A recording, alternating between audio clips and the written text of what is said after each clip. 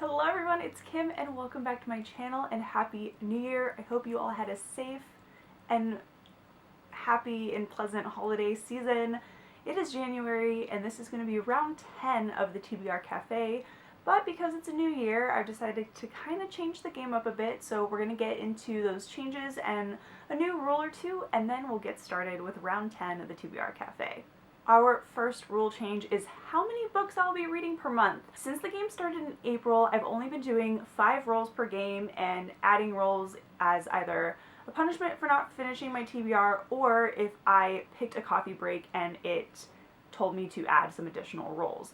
But now we're changing that and I will be rolling a D12, somewhere in there, D12, D10, D8, somewhere in that realm of a dice. And that will tell me how many rolls I am starting with. So that is the change for this year. We'll see how it goes. We'll see how it goes. The only caveat with this is that I need to read at least 4 books no matter what during the month. So anything below a 4, so 1, 2, 3, 4, those are all like a blanket 4. So that is our first change for 2022. The second change is just that there are a few less coffee breaks in the coffee break mug. With the change of perhaps reading 12 or so books per month, I did take out some of the more harsher coffee breaks, but I also took out some of the really, really good ones. So it kind of evened the playing field. I think there's still a 50-50 shot of getting a good or bad coffee break. So the 3+ additional rolls has been removed for sure. So that is the other change for this year.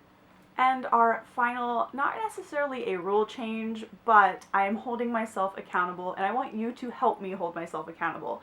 And that is, I cannot buy a book until I read 10. I think we have 10 on here. 2, 4, 6, 8, 10, yes. There are technically 20, but there's 2 sets on this frequent reader card for the TBR Cafe. And I need to get through some of these books behind me. My TBR is crazy, so we're sticking to this, and I cannot buy a book. Like, if I cannot physically go to the bookstore and buy a book until I hit 10 or 20, or maybe I'll just save them up and go on a massive shopping spree at the end of the year. But I'm going to stick to this card and buy books this way because this has gotten out of control. So that is the other more, it's not necessarily a change, it's more like I am going to stick to this year. Alright, that is it. Those are all the rule changes and kind of some promises for this year's round of the TBR Cafe. So let's go ahead and get started and see what I'll be reading this month. Here we go, the first round of the TBR Cafe for 2022. Let's see how many rolls I'm going to be doing for this game. Remember that everything from a number 4 and below is a 4. 8! Alright, that's not bad. That's not bad. We have an 8. I don't know if you are able to see that or not, but it is an 8. So we have 8 rolls in this game. That's not bad. I'm okay with that one. I feel like that was pretty much in the middle. 8. Let's do this. Roll number 1. Oh, okay, it rolled off the board, so we're going to roll again. Is an 8. And I think we are going to go clockwise. So 1, 2, 3, 4, 5, 6, 7, 8. We have a cupcake. And our first prompt for 2022 is Animal on the Cover. I don't know if we've had this prompt before, so Animal on the Cover is prompt number 1 for 2022. Roll number 1 gave us Animal on the Cover, which we have never had this one before, and for this I am choosing to read Jelly by Claire Reese. I got sent this from a giveaway from YALLFest from Peak Beyond. I am so excited. This sounds like scary yet highly entertaining, and I think it's going to be a little bit funny. I don't know, maybe not, it might be just extremely creepy, but it is basically about a group of kids who are trapped on top of a killer jellyfish and they are trying to escape. That is what it is about. I'm here for it. Like, also, can we talk about this cover? Look how gorgeous this is. And like, it's very, I'm gonna say 70s, kind of like mod colors. Like, I love it. I love this cover so much. It's fun and colorful, and who doesn't want to read a book about a large, gigantic killer jellyfish? So this is my pick for animal on the cover. Roll number 2 is a 3. 1, 2, 3. We have a coffee cup, and our prompt is book with an orange cover. And we also have our coffee break. Because of the rule changes, I did change some of the coffee breaks. I took a couple out, so we're not quite as heavy on the coffee breaks this time around. So let's see what we get. Free coffee and book swap for prompt. So this just means that I can swap a book out for any prompt throughout the month. So I don't necessarily have to read one if I'm not feeling it. So it's kind of like a mood read type of free coffee. For roll number 2, the prompt was book with an orange cover. I do not have that many orange covers, but for this one, I'm going with Goddess in the Machine by Laura Beth Johnson. This was like the closest to a full orangey color I could find. They were either too red or too yellow. So this is what we have. This is what we're going for. This book is about a girl who was put into cryosleep and was to wake up 100 years later, but instead it's been over 1,000 years, and there is a prince who has been exiled, and he is trying to get back on the throne. It almost feels like a little bit Snow White-esque, I feel, but with like science fiction and magic and things like that. That's kind of like the vibe I'm getting from the synopsis. So it sounds amazing. I've been wanting to read this for a while. I even have an arc of this, and I am so far behind on arcs, so I am so sorry. This should have been read ages ago, but I'm so excited to read it this month, and it sounds really good. So Goddess in the Machine is our pick for a book with an orange cover. Roll number 3 is a 7. 1, 2, 3, 4, 5, 6, 7 is a cupcake. And our prompt is adult fantasy. Awesome. I'm really excited about this one. I don't necessarily know what I'll be reading, but it's an adult fantasy, and what's not to like about that prompt? Roll number 3 brought us adult fantasy. I am so excited that this prompt came up because it means I'll be reading Book of Night by Holly Black. I have the digital arc of it, and I am so excited. It is Holly Black's it's her debut into adult fantasy, and I'm really excited to see where she takes it. I'm just really excited about it. So Book of Night, Holly Black is my pick for adult fantasy for roll 3. Roll number 4 is a 2. 1, 2, we have a book, and our prompt is contemporary. So really broad on that one. We are just looking for any contemporary. Roll number 4 brought us a contemporary pick, so I went the YA route, and I am going to be reading A Taste for Love by Jennifer Yen. This book sounds super cute and fun. The cover itself is so bright and colorful. This is about a girl named Liza who has a bit of a rebellious streak in her mother's eyes, and with college coming up, she wants to show her mom that she is more than those tendencies, and so she says okay to helping with the junior baking competition. And when she arrives on day 1, there are a bunch of young Asian American men there, and her mom has kind of turned it into a bachelorette situation. She has handpicked these young men for her daughter to date. So what's gonna happen, I don't know, but I'm pretty sure it's gonna be a really fun, crazy, wild ride, and I'm really excited to read this one. So that is A Taste for Love by Jennifer Yen, and that is my pick for contemporary. Roll number 5 is a 7. 1, 2, 3, 4, 5, 6, 7. We have an ice cream cone, and our prompt is mythical retelling. Okay, I have a few that'll work for this, and I think I know which one I'm gonna pick. Roll number 5 has given us mythical retelling, or a mythological retelling, and for that I'm going to be reading Lore by Alexandra Bracken. This cover alone is just stunning, and it sounds really good. It sounds kind of like a little bit like a Hunger Games, but with like Greek gods and goddesses kind of thing. So it seems like the main girl, Lore, she fled the world after her family was murdered by a rival line, and it looks like two of the participants in the punishment for the rebellion come to find her, and there's like an alliance to team up and basically take revenge on the man responsible for her family's murder. So I'm interested to see how this one goes.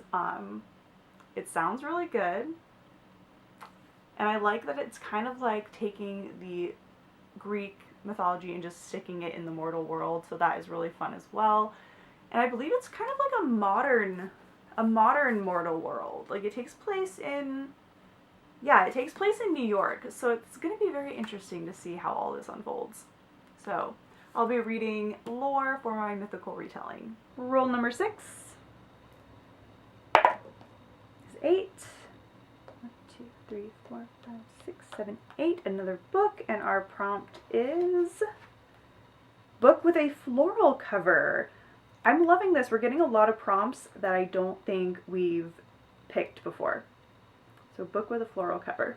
For roll number 6, the prompt is book with a floral cover, and I thought, what a perfect book to read this month than The 10,000 Doors of January. So the main character's name is January in this book, and it is January. So perfect time to read this one. I've been holding off on reading this for the specific purpose, and I'm really glad that the prompt for this roll let me pick up this book because it sounds amazing.